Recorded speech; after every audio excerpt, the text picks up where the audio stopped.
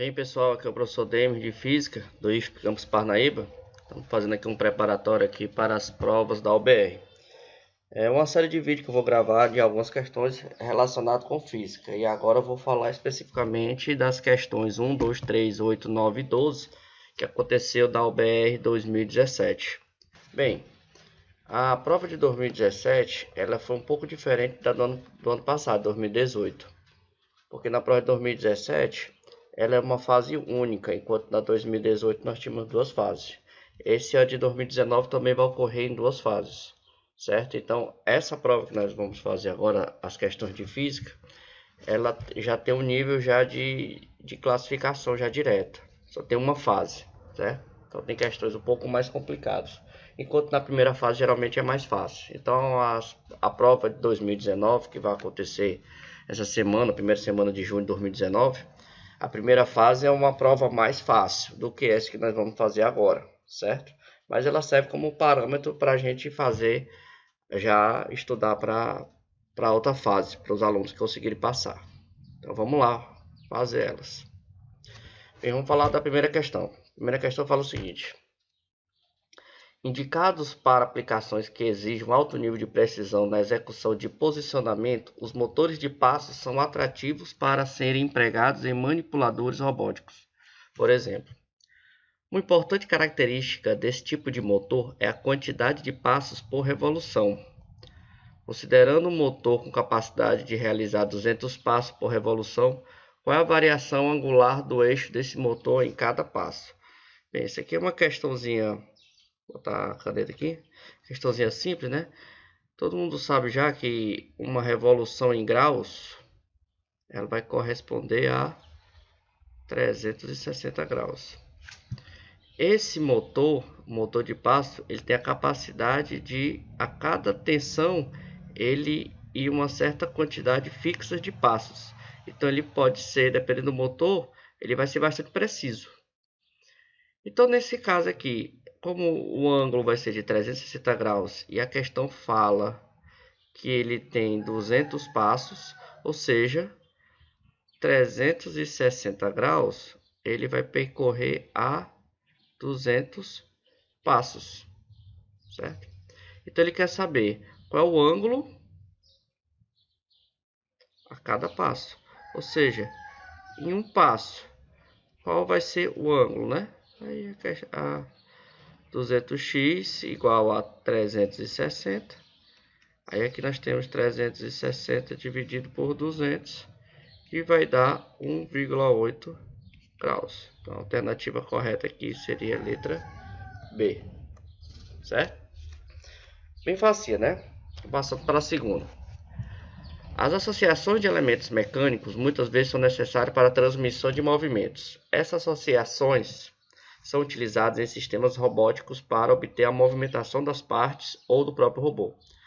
Um mecanismo como apresentado na figura foi utilizado no sistema de manipulação de um braço mecânico. Dois discos plásticos emborrachados são posicionados em contato conforme ilustrado. O disco 1 é acionado por um motor elétrico de corrente contínua e gira com a velocidade angular de N1 no sentido horário. Esse movimento rotativo é transmitido para o 2 por meio do atrito no ponto de contato, fazendo que este gire com velocidade angular, N2, no sentido anti-horário. No ponto de contato, entre os discos, atuam forças normais, Fn e força de atrito, apresentado no diagrama de corpos livres. Assumindo que M1 seja o torque transmitido de 1 para o M2, que é o torque do disco 2, pode-se afirmar que... Bem, pessoal, aqui ele fala de muita coisa relacionada com a física, né? Só que aqui nós vamos destacar algumas coisas, que é a velocidade angular. Ele está representado por esse N aqui. O que é a velocidade angular? Você pode dizer que é a frequência do giro. Quanto maior a velocidade angular, maior a quantidade de giros aqui nesse N1 aqui. E aqui o N2, o giro. Então, quando um gira para o sentido horário, o outro vai girar no sentido anti-horário. Ele fala da questão de torque. O torque, na física, ele vai fazer uma relação entre força e o movimento. Então é o seguinte, quanto mais rápido o disco girar, menos força ele vai ter. Em compensação, quanto mais lento o disco 2 girar, quanto mais lento, mais força. Então a rapidez, se você aumenta a velocidade, a força cai. Se você diminui a velocidade, a força aumenta. Então é possível você fazer essa relaçãozinha aqui entre velocidade e força. Então é para isso que serve o sistema de engrenagem, sistema de polícia, certo? Então nós vamos ver o que a questão está querendo. Então ele vai querer a relação entre as velocidades angulares. Bem, pessoal, aqui não precisa de cálculo. Aqui você observa aqui no disco 1 que ele tem um raio menor que o raio 2. Então, quando o R1 der uma volta, o R2 não vai dar uma volta porque ele é maior. Então, para dar uma volta para o R2 dar uma volta completa, o R1, o disco 2 dar uma volta completa, o N1 vai ter que dar várias voltas. Então a gente já sabe que o número de rotações do 1 é maior que o número de rotações do 2. Certo? E a questão de torque, que é apresentado pelo... Quem que vai ser o mais rápido? Com certeza é o disco 1. Vai ter maior quantidade de giros. Então a gente já viu que como o N1 tem alta velocidade, ele vai perder o quê? Força. Em compensação, o N2 tem menor velocidade. Ele vai ter maior força. O torque está relacionado com a força. Certo, pessoal? Então, o 2 vai ter um torque maior que o 1. Então, vai ficar T1 menor que o... Ou seja, ele representa por M, né? M1. Então, a alternativa correta aqui vai ser a letra B. Ok? Mas na frente a gente vai fazer uns cálculos relacionados com torque. Bem, a terceira questão é a questão de movimento cinemática. Então vamos lá, os sensores de ultrassom, inclusive pessoal, é muito recorrente essas questões aqui de ultrassônico nas provas da OBR, então vale a pena dar uma estudada. São amplamente utilizados em aplicações industriais, por exemplo, para detectar a presença ou passagem de um objeto, em estacionamento, para detectar a passagem ou presença de um veículo, e aplicações que fazem uso de ultrassom. Um exemplo prático aqui é aquele sensor de estacionamento de carro, né? É um ultrassom. Seu princípio de operação é o mesmo do sonar, usado pelo morcego para detectar objetos e presas em seu voo cego. Seu funcionamento baseia-se na emissão de um sinal sonoro e a medição de tempo que o sinal leva para sair do sensor, refletir, ó. Então ele sai do sensor, reflete ao atingir o obstáculo e volta para o sensor. Então, pessoal, o que você tem que tomar cuidado é porque ele vai ter um tempo de ir e um tempo de volta. O tempo de ida e o tempo de volta. E o tempo de ida é exatamente igual ao tempo de volta. Certo? Tem que tomar cuidado só com isso aí. Aí a questão continua. Um sensor de ultrassom foi instalado em um robô móvel, responsável pelo transporte de material de uma planta fábrica. Para um robô pare ao detectar um objeto em seu trajeto, considerando a velocidade do som. Então ele está considerando a velocidade do som no ar, 340 metros por segundo. O tempo gasto de leitura pelo sensor de um obstáculo que está a 1,70 metros de distância dele vai ser de...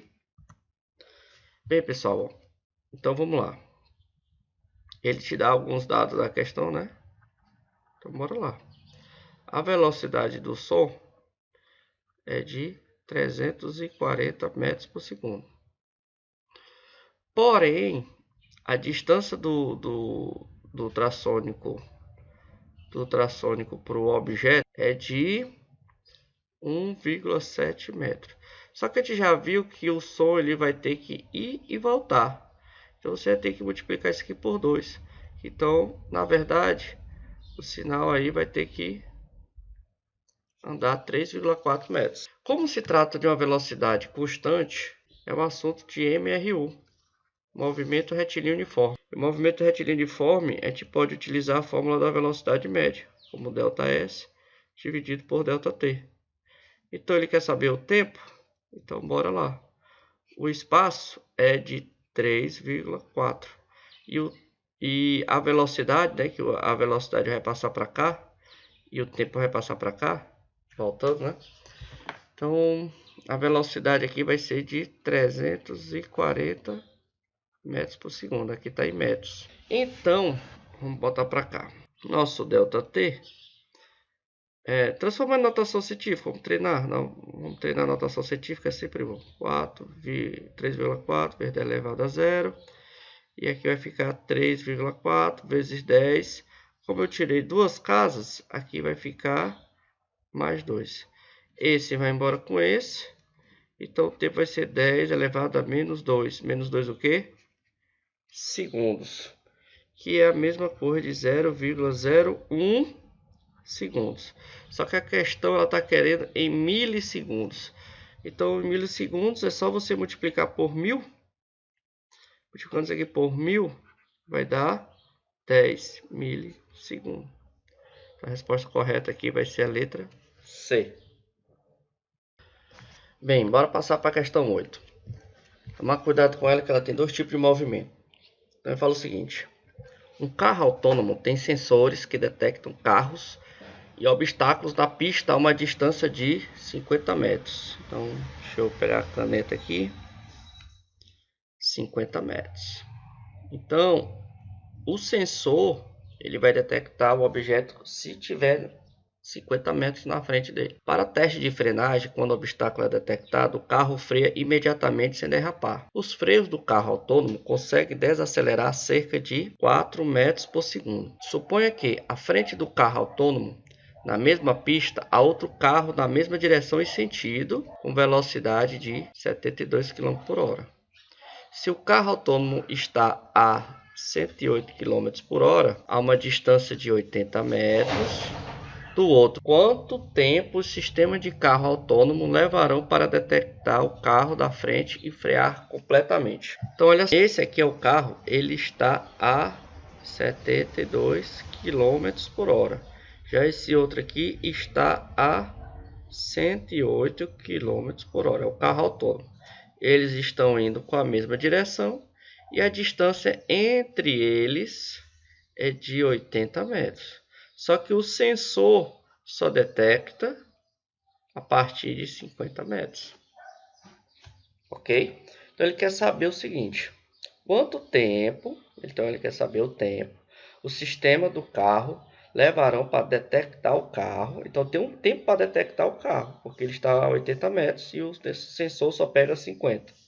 E frear completamente. São duas coisas. Então nós temos o primeiro momento, que é detectar o carro, e o segundo momento, que é a parte de freagem. A parte do detectar o carro é movimento retilíneo uniforme. E a parte de frear o carro é movimento retilíneo uniformemente variado. São dois movimentos diferentes. Então, bora ver essa questão com calma.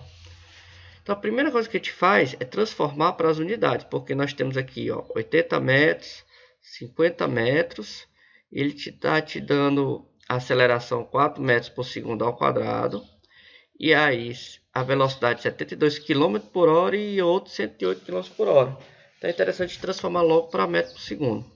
Então, se você pegar 72 km por hora e dividir por 3,6, isso aqui vai dar 20 metros por segundo.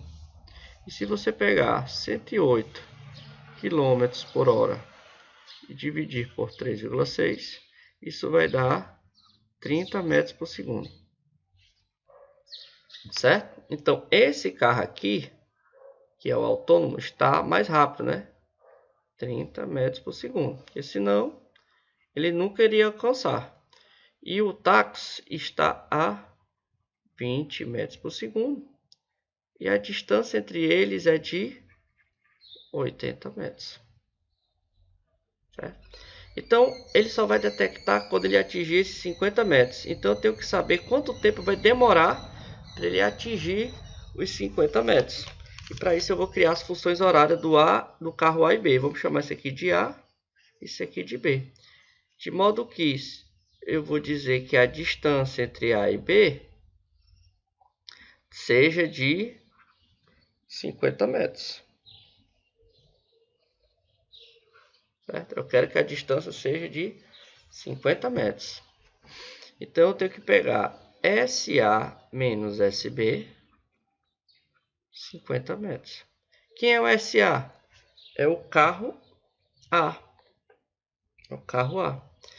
Então, o carro A, a gente sabe que a função do movimento uniforme é essa aqui, né? A famosa fórmula do sorvete. Certo? MRU. Então, nós vamos pegar aqui, do A quem é o espaço inicial? A gente tem que definir as posições. Então, se eu chamar isso aqui de 0, aqui vai se chamar 80. Então, ele está na posição, ó, posição inicial dele, 80.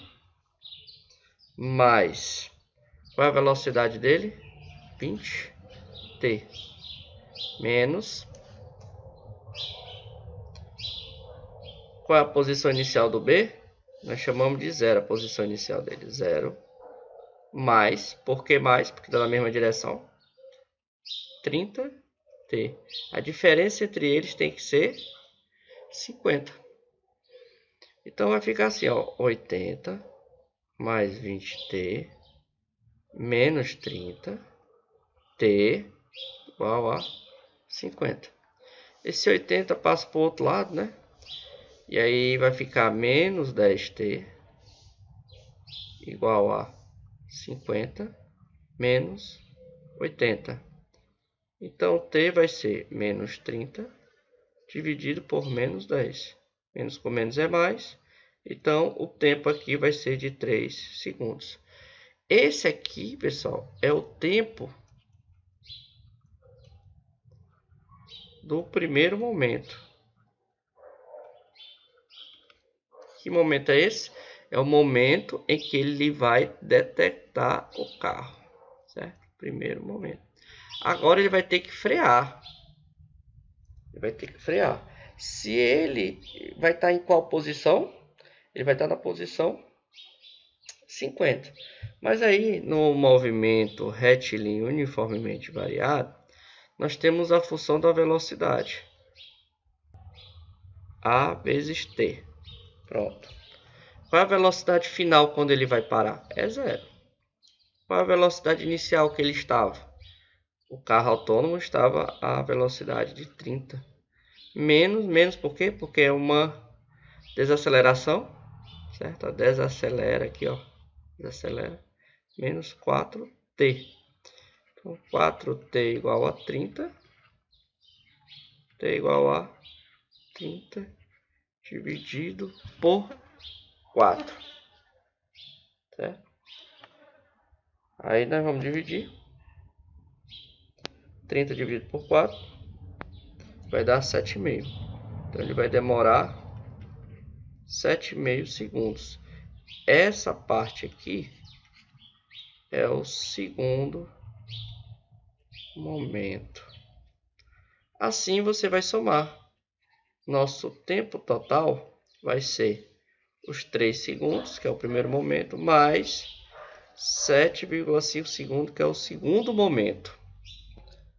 Então vai dar 10,5 segundos. Alternativa, letra B. Bola para frente. A nona questão fala o seguinte: duas equipes participarão da IEE Humanoide Robótica neste ano. O treinamento do robô R1 e R2 deve percorrer uma distância de 100 metros. Então essa informação aqui é importante. Então ele está dando a distância. Quando é dada a largada R1, estabelece uma velocidade média. Então ele tem uma velocidade média de 8 metros por segundo, enquanto 2 é de 6 metros por segundo. Qual será a distância entre R1 e R2 quando o R1 vencer a corrida? O R1 vai vencer a corrida porque ele está mais rápido que o R2. Então bora lá fazer ela. Então, novamente aqui. Então nós temos o ΔS, né? O deslocamento que os robôs vão ter que andar, que é de 100 metros. Bem, como aqui é velocidade constante, então eu posso estar utilizando a fórmula da velocidade média. Velocidade média, ΔS por ΔT. Então, o que a gente pode descobrir aqui é o tempo que o R1 vai levar, porque ele está mais rápido, né? Então, o tempo 1, vamos chamar aqui tempo 1, que é o tempo do R1, vai ser o ΔS dividido pela velocidade 1. Então, ΔS é 100. E a velocidade 1 vai ser de 8, que é de 8 metros por segundo. Lembrando que tem que tomar cuidado aí com as unidades. Certo? Então, bora lá. Então, pega 100 e divide por 8. Dá 12,5.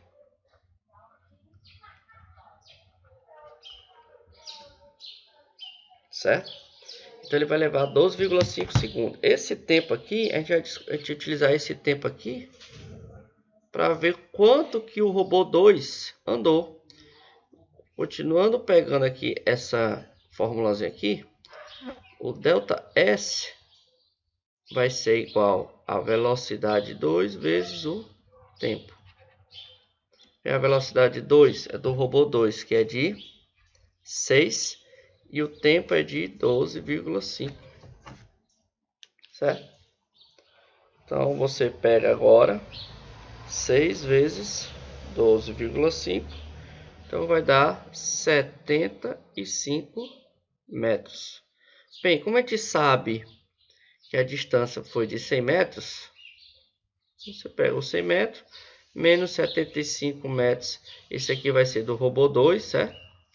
Então, vai sobrar 25 metros. Então, alternativa correta, letra C.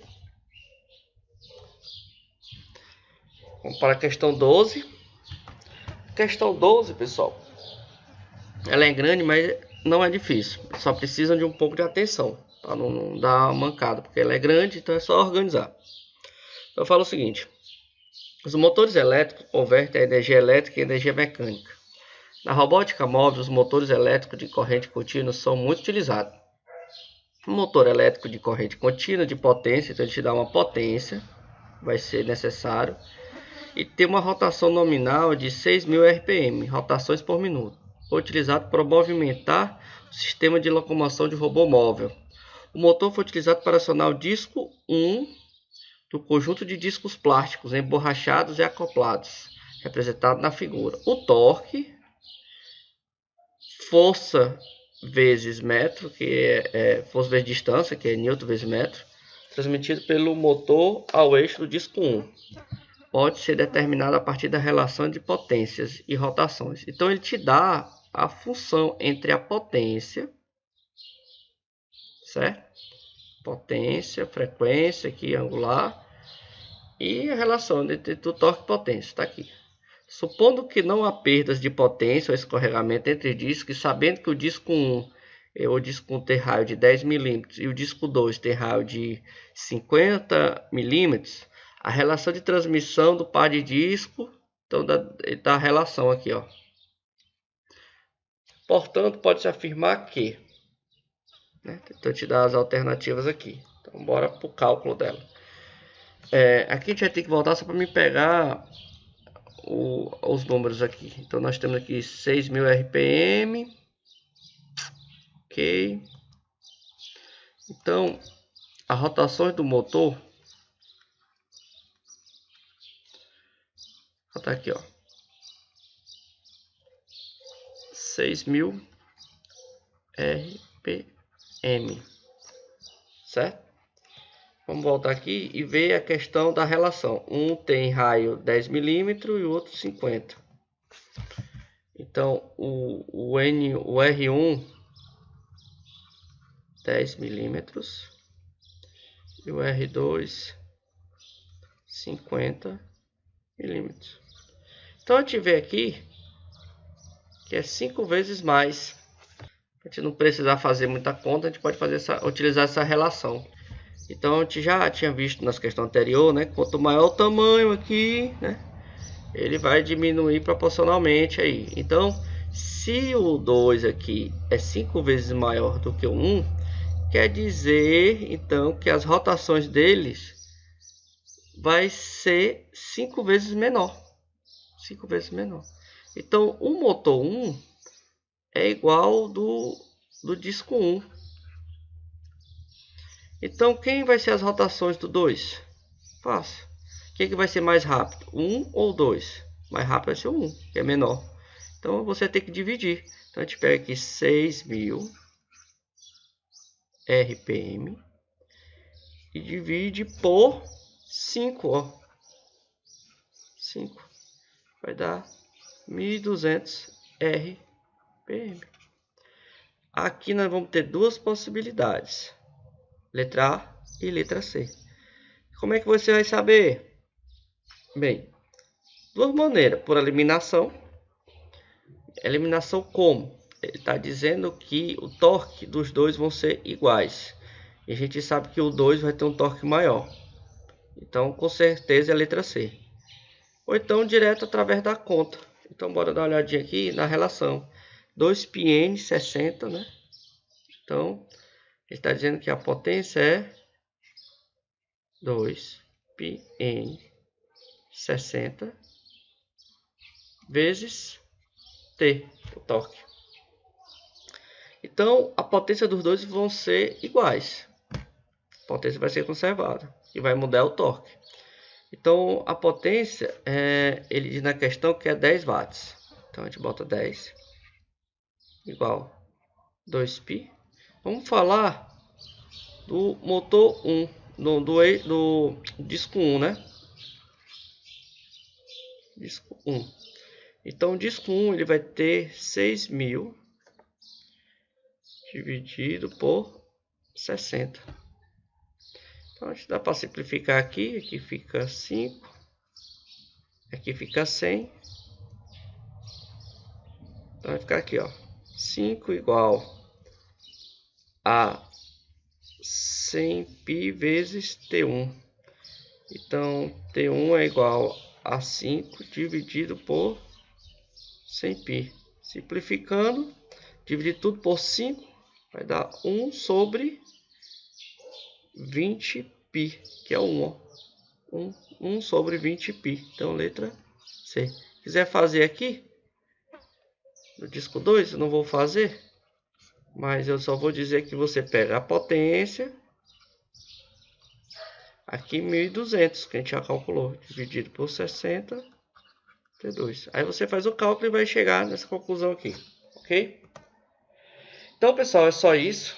Eu vou estar respondendo as questões da UBR 2018 esses dias, para vocês estudarem. E, no mais, boa sorte e bons estudos.